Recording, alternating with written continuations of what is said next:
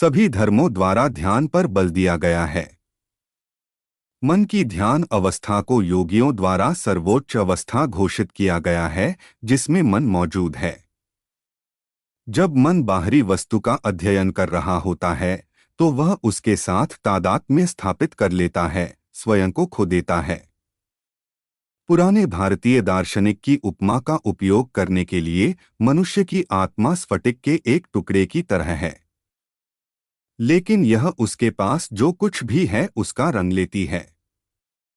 आत्मा जिस चीज को छूती है उसे अपना रंग लेना होता है। यही कठिनाई है, यही बंधन है। रंग इतना प्रबल होता है कि क्रिस्टल स्वयं को भूल जाता है और रंग से अपनी पहचान बना लेता है। मान लीजिए एक लाल फूल क्रिस्टल के पास है और क्रिस्टल रंग ले लेता है और खुद को भूल जाता है। सोचता है कि यह लाल है। हमने देह का रंग ले लिया है और भूल गए हैं कि हम क्या हैं। इसके बाद आने वाली सभी कठिनाइयां उस एक मृत शरीर से आती हैं। हमारे सारे भय, सारी चिंताएं, परेशानियां, गलतियां, कमजोरियां, बुराइयां एक ही बड़ी भूल के सामने हैं कि हम शरीर हैं।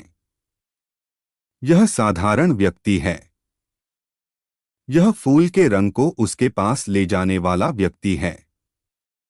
जिस प्रकार क्रिस्टल लाल फूल है, उससे अधिक हम शरीर नहीं हैं। ध्यान का अभ्यास किया जाता है।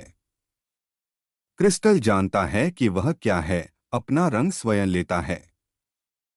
यह ध्यान ही है जो हमें किसी भी अन्य चीज की तुलना में सत्य के करीब लाता है।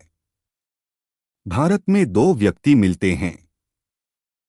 अंग्रेजी में वे कहते हैं, आप कैसे हैं? भारतीय अभिवादन है, क्या आप अपने ऊपर हैं? जिस क्षण आप किसी और चीज पर खड़े होते हैं, आप दुखी होने का जोखिम उठाते हैं। ध्यान से मेरा यही मतलब है, आत्मा अपने आप पर खड़े होने की कोशिश करती है। वह अवस्था निश्चित रूप से आत्मा की सबसे स्वस्थ अवस्था होनी चाहिए, जब वह स्वयं के बारे में सोच रही हो, अपनी महिमा में निवास कर रही हो। नहीं, हमारे पास जो भी अन्य तरीके हैं, रोमांचक भावनाओं, प्रार्थनाओं और उन सभी के माध्यम से, वास्तव में उनका एक ही लक्ष्य है। गहरी भावनात्मक उत्तेजना में आत्मा अपने आप पर खड़ा होने की कोशिश करती है। हालांकि भावना किसी भी बाहरी चीज से उत्पन्न हो सकती है। मन की एकाग्रता होती है। ध्यान में 3 चरण होते हैं। पहला वह है जिसे धारणा कहा जाता है। मन को किसी वस्तु पर केंद्रित करना।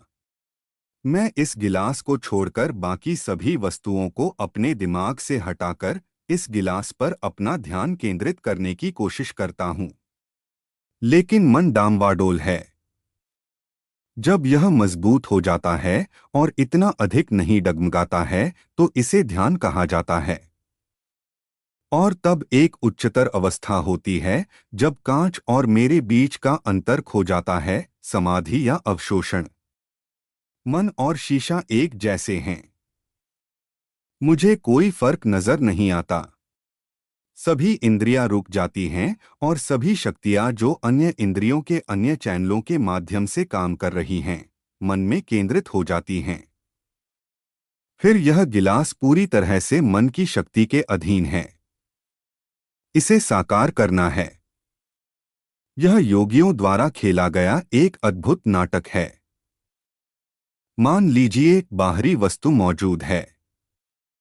फिर जो वास्तव में हमसे बाहर है, वह नहीं है जो हम देखते हैं। जो कांच मैं देख रहा हूं, वह निश्चित रूप से कोई बाहरी वस्तु नहीं है। वह बाहरी चीज जो कांच है, मैं नहीं जानता और न कभी जान पाऊंगा।